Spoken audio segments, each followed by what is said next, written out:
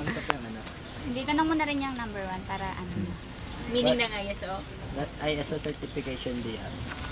Ito. ISO 9001, 2008 version. Saka ISO 14001, 2004 version. So, meron kaming 2 international standard certificate dito sa Betafone. So, ito nga yan, 9 saka 14. How does your certification help improve your company? Ano? How does your certification? Actually kasi, yung mga company na certified ISO, ano siya, malaking improvement siya sa company. Kasi karamihan sa mga manufacturing ngayon, dapat ISO certified. Kasi pag sinabi mong ISO certified, pag quality, dapat may quality yung item mo. Meron din kaming 14,000, nagpo-14 siya sa environment. Sabihin, ang ibang company, mas pinipili nilang mag-order sa kumpanya na ISO certified. Why? Mas tiwala sila kasi merong quality yung item. Mas tiwala sila kasi hindi siya conflict sa environment. Kasi minsan, kapag 14,001, pina-pertain ito yung kung makaka-apekto ba siya sa environment. For example, ang item namin is foam. Mga foam ang product namin. So, dapat, kung sa QMS tayo or sa 9001 version, sini-check dyan yung quality ng foam. Gaano ba to katigas? Gaano ba to kaano? Kasi, kung pag nag-deliver ba tayo sa ibang company, lahat, meron bang nare-reject? Pag kinuyusin ng ibang company, lahat ba QA pass? Yung mga ganon. So, malaking possibility or malaking tulong kapag ISO certified siya.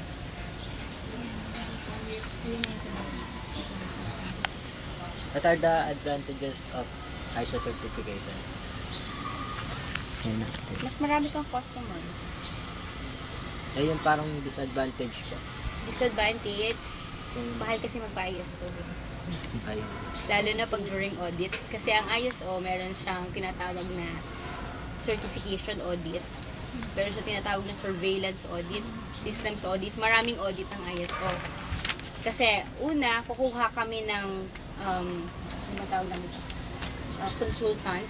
Yun yung nagtuturo sa amin i-apply yung version na meron kami. Tapos, bukod doon, kukuha rin kami ng certification body. Yun yung magsa-certified sa kumpanya.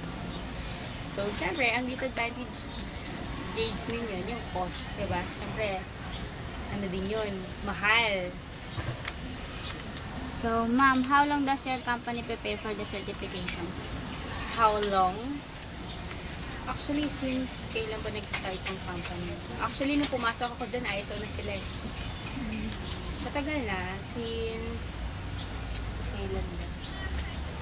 Tapos Sir Jojo eh, pero 2006 ISO na sila eh. Kasi ganito yun, ang unang ISO namin, 2000 version. Tapos, nagpa-ISO ulit kami ng 2008 version. Kapag merong upgrading system sa standard ng ISO, nag-upgrade kami. Kung ang tinatanong mo sa akin kung gaano nakatagal, Gaano po, ilang years po bago ka maging certified? Parang ganito. ilang Yung taon? preparation.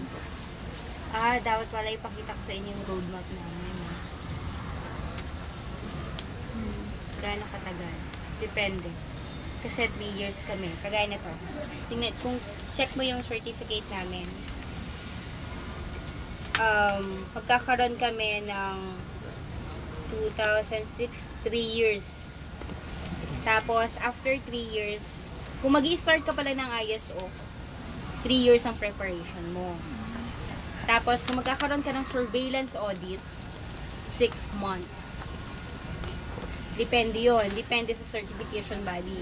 For example, kung sa company nyo, maraming nakitang non-conformance. Yung non-conformance, yun yung mga problem sa kumpanya, maraming problema sa kumpanya na hindi naka-align sa standard ng ISO. Mabilis lang ang process ng surveillance, mga 6 months lang. Pero kung mag-i-start tayo sa simula, 3 years. 3 years. Kasi sa preparation, everything, pag-set up ng documents, aabot ka ng 3 years. What are the things to be prepared for the certification? Procedures, work instructions, manual. Yung procedures, meron kaming procedures na 6 mandatory. High level, low level procedures. Tapos meron din kaming work instruction ng mga machine. Tapos, ang kailangan namin pang i-ready during audit, yung mga reports, management review report, na bivisualize nyo kung anong itsura. Next one. Approximately how much is needed to have an ISO certification? Pera ba yan? How much? Yung approximate lang po. Range. Naabot po ng 100,000. More than. Ano din. Malaki. Pero po ano, hindi naman po abot ng million. Billions.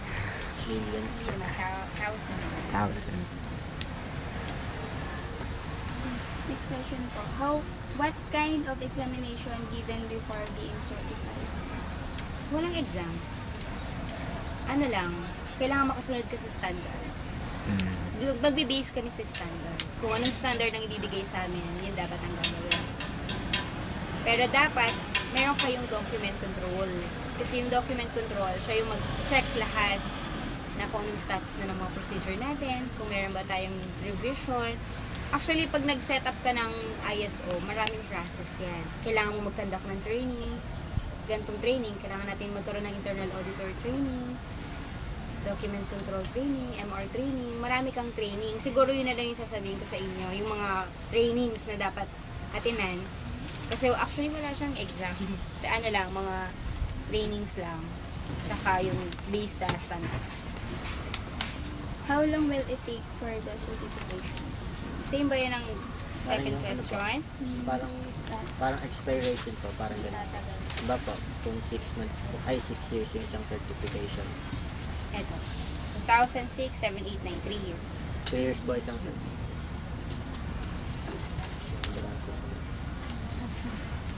okay na ba? Ayun na. Yearly pala to. Ulit. Yung unang question nyo, yearly. Yearly. Tapos kung gaano siya nagtatagal yung date ng registration, expiration date, 3 years. Pero sa 3 years na yun, papasok dun yung surveillance audit, systems audit, to check yung system, yung implementation ng system. Yung tatlo. Paano po nakatulong po dun sa mga employees niya tsaka po sa customers niya yung ISO? Personal, sa employees kasi, nag-gain sila yung, kasi sa documentation, alam mo yun, nagkaroon sila nung how you manage your sariling posisyon. Kasi pag sa ISO ka, tuturuan ka nila kung paano mag-sort, yung system mismo, yung pinaka-system. Sabihin, kung as employee, ma-apply mo yan sa personal life mo din. Kasi marunong ka na mag-arrange per system. Then, kung sa customer naman, benefit din sa kanila kasi, yun nga, sa quality Certified. yung item. Yun lang po yung tanong na. Yun na yun. Ayun na po. Tawagin ko sana Sir Jojo para magbigay pa siya sa inyo ng ibang